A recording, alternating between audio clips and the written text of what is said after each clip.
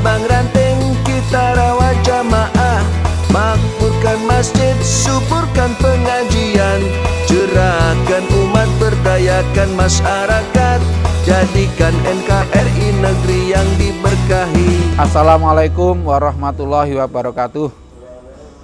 Alhamdulillahilladzi hadana lihada wa ma kunna linahtadiya laula an hadanallah.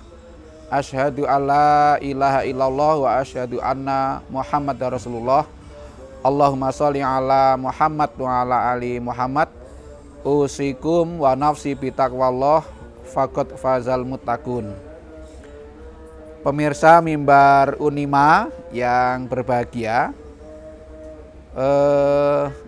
sebagaimana yang sudah kita pahami bersama bahwa tujuan utama orang berpuasa supaya menjadi orang yang bertakwa.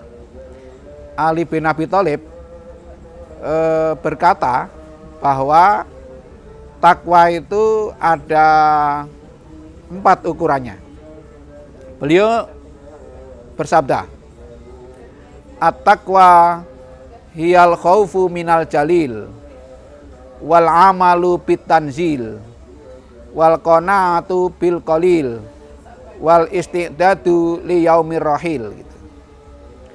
Kata Ali, takwa itu adalah takut kepada zat yang maha perkasa. Artinya takut kepada Allah Subhanahu wa taala. Kemudian yang kedua, beramal menurut yang diturunkan Allah. Nah, yakni beramal menurut Al-Qur'an. Kemudian yang ketiga, qanaah atau menerima dengan senang hati pemberian Allah yang sedikit. Kemudian yang keempat, mempersiapkan diri menghadapi jadwal kematian. Nah, pemirsa yang berbahagia, yang pertama adalah takut kepada Allah. Orang itu kalau takut kepada Allah, yang dikerjakan adalah mendekatkan diri kepada Allah atau taqarrub ilallah. Nah, orang yang dekat dengan Allah itu akan menjadi pribadi yang hidupnya ayem tentrem, ya, bahagia gitu. Tidak ada rasa takut sedikit pun. Yang dalam bahasa Al-Qur'an dikenal dengan istilah la khaufun alaihim wa lahum yahzanun. Orang yang tidak khawatir dan tidak takut gitu. Karena apa? Dekat dengan Allah. Maka hasil nyata orang yang dekat dengan Allah adalah hidupnya tentram, bahagia, tidak ada kekurangan suatu apapun. Maka orang bertakwa pasti hidupnya menjadi tentram. Kalau belum tentram, ya kita benahi ketakwaannya. Dengan cara apa? Dengan cara meningkatkan rasa takut kepada Allah, kemudian dilakukan dengan usaha semaksimal kemampuan mendekatkan diri kepada Allah. Kemudian yang kedua, beramal menurut ketentuan Al-Qur'an. Jadi Al-Qur'an itu menjadi pedoman hidup untuk diamalkan.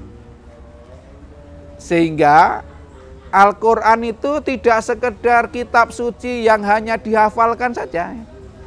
Hafal Al-Qur'an tentu itu keutamaan, tetapi bukan segala-galanya. Yang lebih utama lagi adalah mengamalkan isi Al-Qur'an. Maka saya mengajak kepada kita sekalian, orang-orang yang bertakwa pasti selalu membaca, mempelajari, memahami, kemudian mengamalkan menurut kemampuan masing-masing. Nah, itulah orang yang bertakwa. Sehingga membaca dan menghafalkan saja itu belum cukup. Nah, yang mencukupkan adalah kita membaca, kemudian memahami dan mengamalkan menurut kemampuan kita masing-masing. Sehingga kitab sucinya sama, tetapi kemampuan mengamalkannya bisa berbeda-beda. Karena masing-masing orang punya kemampuan yang tidak sama. Oleh karena itu, kita saling menghargai kemampuan masing-masing di dalam mengamalkan Al-Quran. Kemudian yang ketiga, wal qanaatu bil qalil. Qanaah atau merasa senang, merasa puas dengan pemberian Allah yang sedikit.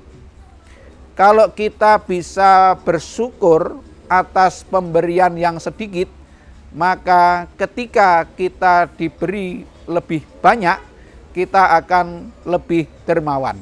Nah, pemirsa yang berbahagia, sebaliknya ketika kita diberi sedikit tidak bisa bersyukur, maka ketika diberi berlebih, kita akan senantiasa kurang. Karena naluri manusia adalah naluri tamak, naluri rakus. Ya, naluri rakus itu naluri manusia. Maka agamalah yang mengendalikan itu. Nah, sehingga kita menjadi orang yang dalam kondisi terbatas pun masih tetap bisa bersyukur. Kalau dalam kondisi terbatas kita bisa bersyukur, maka pikiran kita akan jernih. Kalau pikiran kita itu jernih, bekerja pun akan mendapatkan kemudahan dan kelancaran. Sehingga ketika diberi berlebih, kita menjadi dermawan. Nah, orang yang dermawan itu orang yang berani sampai tingkat membayar zakat pun zakatnya prabayar. Wah, itu kan keren itu. Jadi pendapatan bulan depan itu sudah dibayari zakatnya sekarang. Nah, karena sudah punya dugaan bulan depan kira-kira mendapatkan pendapatan sekian. Nah, kalau sudah sampai seperti itu, kita akan menjadi pribadi yang keren, insya Allah. Nah, orang bertakwa seperti itu. Itu namanya membayar zakat prabayar. Kalau bayar seperti itu, umat Islam akan keren. Nah, maka saya mengajak, mari ini kita betul-betul meningkatkan dalam aspek pengendalian diri dalam urusan rezeki. Nah, kalau kita bisa mengendalikan diri dalam urusan rezeki, maka kita bisa mengelola dengan sebaik-baiknya. Kalau kita bisa mengelola dengan sebaik-baiknya, maka kita akan diringankan untuk membayar zakat, infak, sedekah. Tentu melalui lazismu gitu. Nah, kemudian yang keempat adalah wal isti'dadu liyaumir rahil. Mempersiapkan diri menghadapi jadwal kematian. Tentu yang dipersiapkan bukan liang lahat, juga bukan kain kafan. Kalau itu urusan orang yang hidup nanti. Kalau pemakaman dan lain-lain itu urusan yang kita tinggal ketika kita meninggal. Tetapi yang kita persiapkan adalah sejalan dengan Al-Quran dan Sunnah, sekurang-kurangnya 4 hal yang kita persiapkan. Yang pertama adalah sedekah jariyah, yang kedua anak soleh yang mendoakan, yang ketiga ilmu yang bermanfaat, dan yang keempat adalah asar baik yang ditiru oleh orang lain. Jadi kita punya kebiasaan-kebiasaan yang baik, kemudian ditiru oleh orang lain. Maka kalau ini yang terjadi, orang lain akan mendapatkan pahala atas kebaikan yang dikerjakan, kita akan mendapatkan pahala atas keteladanan yang kita tularkan. Nah, itulah orang-orang yang bertakwa menurut Ali bin Abi Thalib. Meskipun ini bukan Quran dan hadis, tetapi perkataan Ali ini kalau kita lakukan tentu akan membentuk pribadi-pribadi yang baik, yang oleh Ali disebut sebagai pribadi yang bertakwa.